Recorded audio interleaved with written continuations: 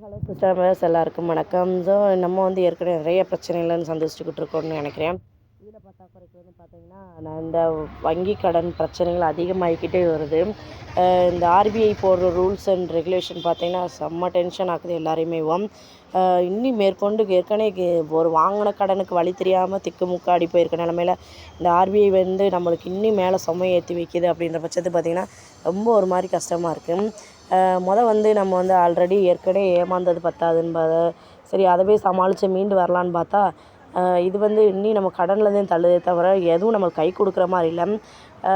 ஸ்டார்டிங்கில் வந்து ரெப்போ வட்டி விகிதத்தை பற்றி சொல்லிடுறேன். ரெப்போ வட்டி விகிதம் அப்படின்றது வந்து 6.25% வெறும் 25% குறைச்சிருக்காங்க. 6% இப்போ வட்டியாக இருக்குது.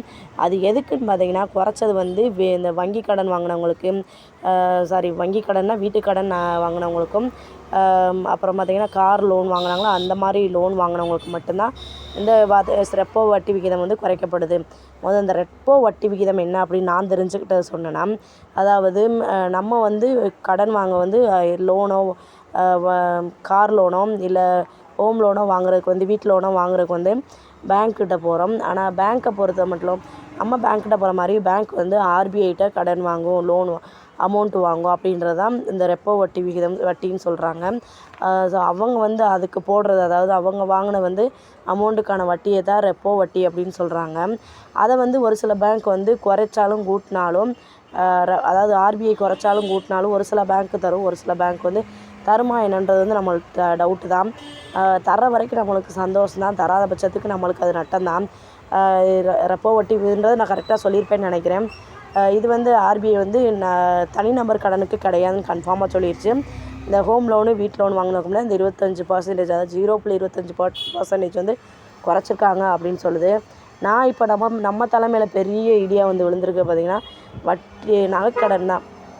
இந்த ஆர்பிஐ ரூல்ஸ் வந்து நகைக்கடனுக்கு எப்படி போட்டிருக்குன்னு எல்லாத்துக்குமே மேக்ஸிமம் கிட்டத்தட்ட எல்லாத்துக்கும் இப்போ தெரிய வந்திருக்கும். ஏன்னா இப்போ எனக்கு வந்து நகைக்கான வட்டி கட்டுற டைம் வந்ததுக்கப்புறம் தான் மாற்றி அல்லாடிக்கிட்டு மேற்கொண்டு கடனை வாங்கி தள்ளி தான் விடுதே தவிர நம்மளுக்கு வந்து ஒரு எக்ஸ்ட்ரா வட்டி எக்ஸ்ட்ரா வந்து கடன் வச்சு நம்ம வந்து இப்போ நம்ம 1 லட்சம் வச்சுருக்கோம் அப்படின்னா 1 லட்சத்தை வந்து நம்ம வட்டி அந்த வட்டியை வந்து சேர்த்து வந்து 1 வருஷம் முடிவில் வந்து கட்டுவோம். கட்டி வட்டி காசோடு சேர்த்து அசலை கட்ட மாட்டோம். வட்டி காசு மட்டும் கட்டிட்டு மறு அடகு வைப்போம். இல்லைன்னா வட்டியை மட்டும் கட்டிட்டு வச்சு விட்டு வந்துடுவோம். இல்லை எக்ஸ்டெண்ட் பண்ணி, அதாவது 1 லட்சத்துக்கு பதிலாக 1,10,000 சேர்த்து எக்ஸ்டெண்ட் பண்ணிட்டு வட்டியை மட்டும் கட்டிட்டு வந்துடுவோம். இப்போ அது கிடையாதுன்ட்டாங்க. 1 லட்சம் வந்து முழுசாக வந்து கட்டி வட்டியும் சேர்த்து கட்டி நம்மளுக்கான அந்த 1 லட்சத்துக்கான 10,000 வட்டியும் கட்டி 1,10,000 கொடுத்துட்டு மறுநாள் கொண்டு போய் அந்த நகையை திருப்பி மறுநாள் கொண்டு போய் மறு அடகு வைக்க சொல்கிறாங்க. இது உண்மையிலே 1 லட்சத்தை பெறட்டவா இல்லை அந்த 10,000 பெறட்டவா, வட்டி காசை பெறட்டவா, மண்டை வெடிக்குது. ரெண்டையுமே பெரட்டியாகின்ற சுச்சுவேஷனில் நம்மளுக்கு வந்து இன்னும் வந்து மேற்கொண்டு கடனை வாங்கி அதாவது ஒரு கஷ்டமான சூழ்நிலைக்கு தான் தள்ளுதே தவிர எதுவுமே நம்மளுக்கு வந்து ஒரு நல்ல ஒரு சுச்சுவேஷனை க்ரியேட் பண்ணி தர மாட்டேங்குது. ஆர்பிஐ வந்து இது வந்து ஒரு விதமான சிக்கல்களை தீர்க்கறதுக்காண்டி தான் இந்த மாதிரி சொல்லியிருக்காங்க. அதாவது நகையை வந்து அப்ரைசர் வந்து, அதாவது அந்த வங்கிக்காரங்க வந்து சொல்லாமலே நகையை வந்து அடகு வச்சிட்றாங்க அப்படின்னு சொல்லிடுறாங்க. ஏலத்துக்கு போயிடுது அப்படின்னு சொல்கிறாங்க. ஆனால் இப்போ என்ன பண்ணுது, இப்போ உடனே போயிடும் போல் நம்ம நகை வாங்கி நம்மளும் தக்கு முக்காடி கஷ்டப்பட்டு கொஞ்சம் கொஞ்சமாக குருவி சேர்த்த மாதிரி நம்ம சேர்க்குறோமோ இல்லையோ பெற்றவங்க போட்டுவிட்ட நகை இப்போ போயிடும் போல் அப்படி இருக்குது.